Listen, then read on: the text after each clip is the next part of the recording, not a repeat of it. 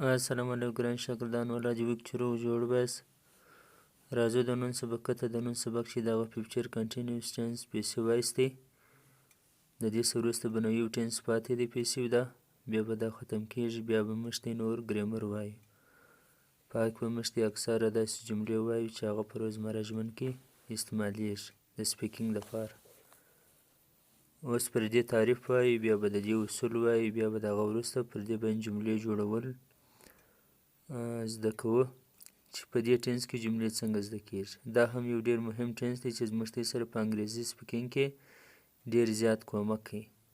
موږ ته انګریزي ډیر زیات راسموي، د انګریزي په سمولو کې د دې ډیر زیات کردار لري دې ټینس. اوس په راسره دې تعریف ته فیوچر کنټینیوس ټینس پیسیو وایس د هغه وخت موږ استعمالوو چې په روان وخت کې به یو کار د یو چا د خوا څخه جاري وي، روان به وي. دا ښه تعریف سره تعریف پېژندنه. سټرکچر، دا سټرکچر خو موږ نه ورته وایو، فارموله خو موږ نه ورته وایو، اکثره ما په خپل شپاړس ولس کاله کې موږ دا ما نه دي ورته ویلي. بیا هم کله کله د یو مشر دا معلومات هم د خلکو سره وي، د سټوډنټ سره، ځکه د فارمولې طریقه ډېره ګرانه ده، په دا وجه موږ نه ورته وایو. بیا هم کله کله د احتیاط لپاره ټینس ته ور واچوو. ده او سټرکچر د دې جوړ شي دی اوبجکټ به راځي پلس ویل وی بیینګ دی پلس تھرډ فارم اف ورب به راځي. دا رقم فارموله در دې ده یا رولز دي او هیلپینګ ورب دی ویل وی بیینګ او ورب تھرډ فارم دریم فارم سینګولر پلورل ویل وی بیینګ. د سینګولر پلورل د دواړو سره ویل وی بیینګ راځي. یا موږ وایو چې په د فیوچر ټینسو کې چې دی د آی او د وی سره شل وی بیینګ راځي، دا نور ټولو سره ویل وی بیینګ راځي، خالي د آی وی سره شل وی بیینګ. ویډیو لایک کړئ.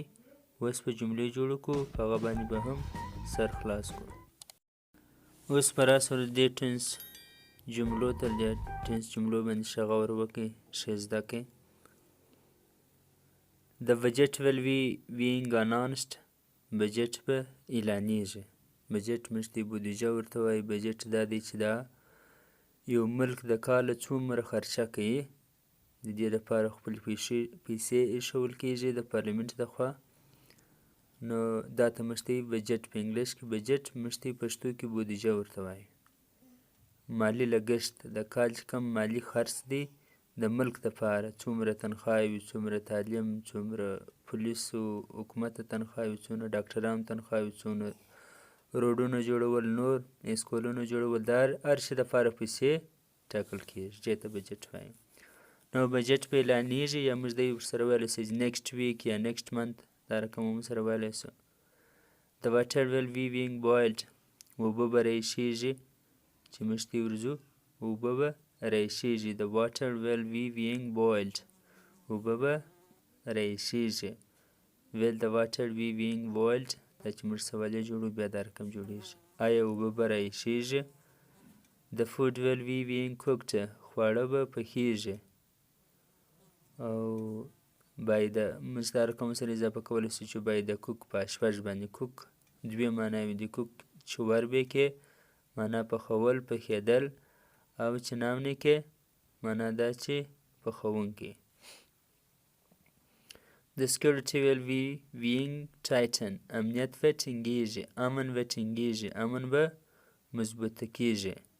باید د ګورمنټ د حکومت لخوا یا باید د پولیس لخوا په پولیسو باندې.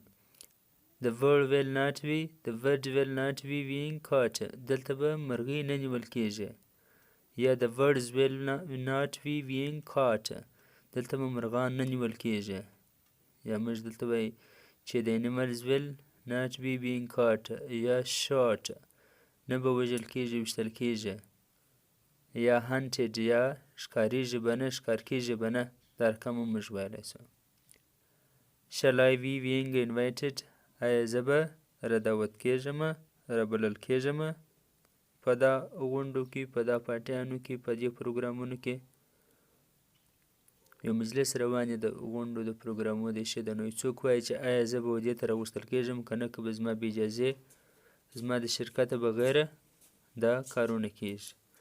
shall we be being called آیا موږ به رابلل کیږو، موږ به راغوښتل کیږو.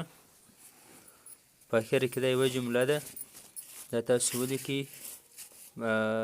په پښتو کې د موږ لیکلې ده، تاسو په انګریزي کې ترجمه کړئ، بیا په کمنټ کې ولیکئ چې موږ پوه شو، یا تاسو اوسئ چې تاسو په انګریزي باندې یا په دې ټینس باندې پوه شولاست که نه.